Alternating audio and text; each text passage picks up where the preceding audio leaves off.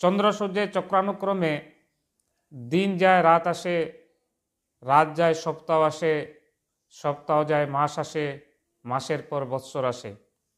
এইভাবে আমাদের জীবনে প্রতিনিয়ত দিন রাত্রি বৎসর অতিবাহিত হতেই চলেছে। একটি দিন অতিবাহিত হওয়ার পরে আমরা কখনো আগত রাতকে স্বাগতম জানাই না, বিদায় দিনকে বিদায় জানাই না, অনুরূপভাবে সপ্তাহকে, অনুরূপভাবে মাসকে, একটি মাস অতিবাহিত হওয়ার পরে তাকে আমরা বিদায় জানাই না এবং নতুন মাসকে স্বাগতম জানাই না।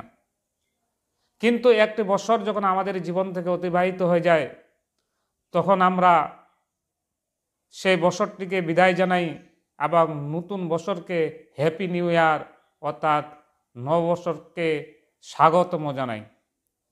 বড় দুঃখের বিষয়, একজন মুসলমান হয়, একজন মুসলিম ঘরে জন্মগ্রহণ করে আমাদের অনুশোচনা হওয়া দরকার যে আমার জীবন থেকে একটি বছর অতিবাহিত হয়ে গেল, আমি কি করলাম আর আমার করণীয় কী ছিল।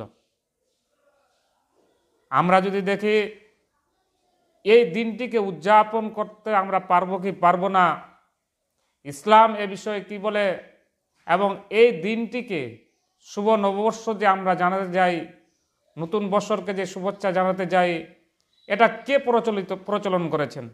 আমরা যদি ইতিহাস ঘেটে যদি দেখি তাহলে আমরা একটা জিনিস পাব যে খ্রিস্টপূর্ব 46 সালের জুলিয়াস সিজার নামক এক ব্যক্তি এই শুভ নববর্ষকে প্রচলন করেছিলেন।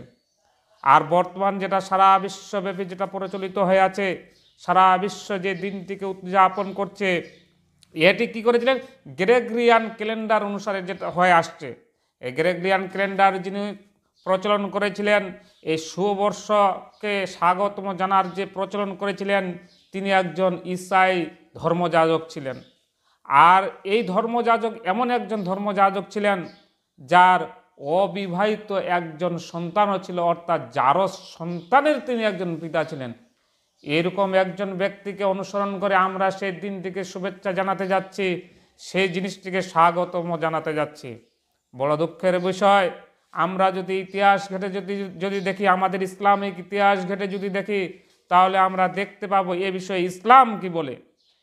এখানে যদি আমরা দেখতে যাই, ইমাম আবু হাফস কবির রাজিয়াল্লাহ রহমতুল্লাহ আলাই বলছেন যে এই দিনকে শুভেচ্ছা জানানোর জন্য, এই দিনকে স্বাগতম জানানোর জন্য কেউ যদি একটি ডিমও যদি উৎসর্গ করে দেয়, তাহলে 50 বছরের তার ইবাদত বিফলে চলে যাবে। ব্রাদারানে ইসলাম, এছাড়াও যদি আমরা নবী করিম সাল্লাল্লাহু আলাইহি সাল্লামের হাদিস যদি আমরা দেখি, নবী করিম সাল্লাল্লাহু আলাইহি সাল্লাম বলছেন, মান তাশাব্বা বিকাউমিন ফাহুয়া মিনহুম।